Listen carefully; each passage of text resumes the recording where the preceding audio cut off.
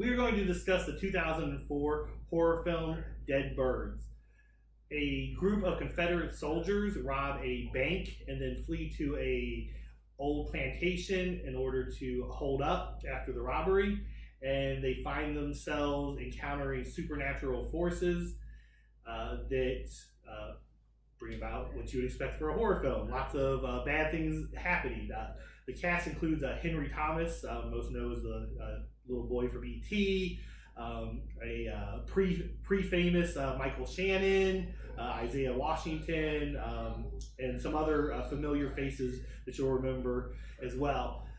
I didn't know what to expect from this film with the title Dead Birds. It almost sounds like you could use it for a really cheesy type of horror film.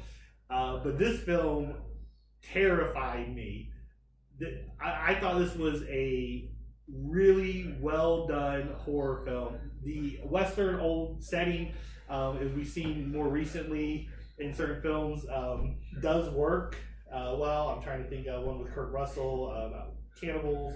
So that's interesting and different as well. But really, this has some strong performances. Isaiah Washington stands out the most for me, and the visuals is what really works well for this film.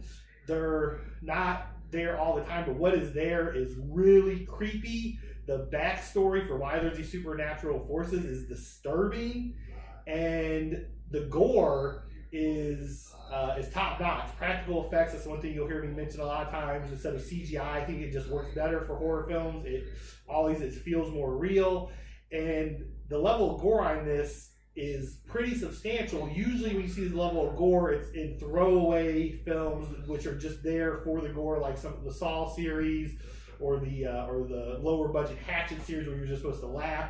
But when the gore is substantial and it's terrifying, it works on a really visceral level. I was not expecting much from this film, other than I thought the cast was above average. And it's a really good horror film. It's 3 stars out of 4 for me. Really? Yeah. I'm surprised. The reason I assigned you this movie to watch, I actually kind of reversed this in my head. Because I gave this to you as revenge for giving really bad movies to some excellent entertainment, like Confession, Cowboy Bebop, Ichimama Again. You hated those movies, and they're great. This movie, you liked. Yes. And I didn't. I didn't like this movie. I found it really boring. I mean, I picked this up at Blockbuster a long time ago, because I just kept seeing this movie, and just the cover and the bland title, Dead Birds. I don't just something stuck out with me. Yeah. But I watched this movie. And I watched it, just waiting for something to happen, and nothing ever did. This movie was just so inane and empty of any sort of ideas. Of course, they're going to split up one by one. Something's going to jump out of them, and then they're going to die a horrible, bloody death, and then they're going to betray each other, and then, it's going to kind of turn in, ironically to the beginning. It's like, I just didn't care about anyone. It was so dark. It was so, gloomy. It's like there's a difference between knowing what to do, like, manipulate the lighting, music, camera angles, things coming in from off screen. But there's also, on the other side, you have to know how to do it well. And this director just doesn't. So I give it a 1.5. And you mentioned a lot of the cast, Henry Thomas, Isaiah Washington, Mark Boone Jr., Michael Shannon. One person you forgot to mention was Patrick Fuga from Almost Famous. They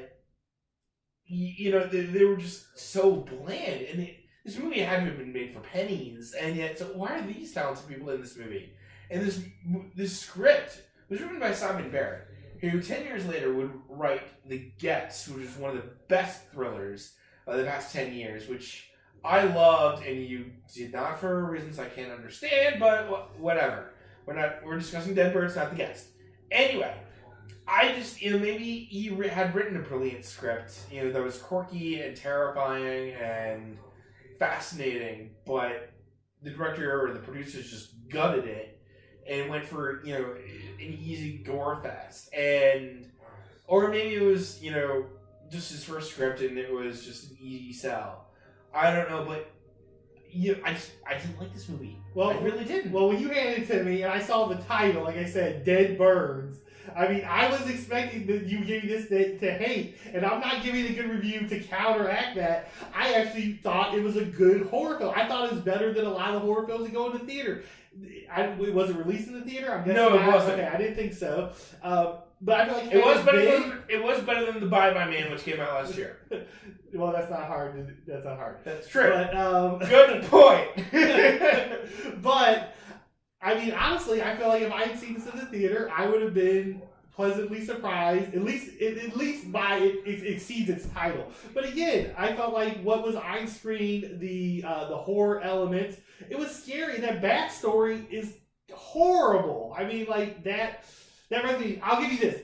Henry Thomas's character is very bland, and it drags in the middle. Yes, but I felt like the opening, it was the robbery was noticeable only for the amount of gore. Yeah, but it was different. Exploding head, that was cool. It was different. I'll give you that. It got me into the film to begin with, and then like I said, it drags a little bit in the middle, but then when it picks up at the end and it starts to introduce, more of the backstory and everything, I enjoyed it, and I thought, like I said, Isaiah Washington was giving it a performance above the film, including what's his name from Almost Famous, Patrick Fugit. Yeah. He was kind of a non-entity in this movie. Well, I mean, I like what he did when it came his part to move the story along. Yeah, I thought Henry Thomas was just sort of there. I'll give you that. I'm not saying it's a great film, but for a horror film, I enjoyed it. I feel like I'm a horror film fan. Oh yeah. And I would say that I have to watch 3 bad ones for everyone I like. Okay. Yeah.